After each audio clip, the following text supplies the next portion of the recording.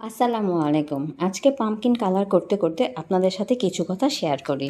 অনেকে আমাকে ইনবক্সে জিজ্ঞেস করেন, আপু এগুলো তো হাতে বানানো, তাহলে এগুলোর এত প্রাইস কেন?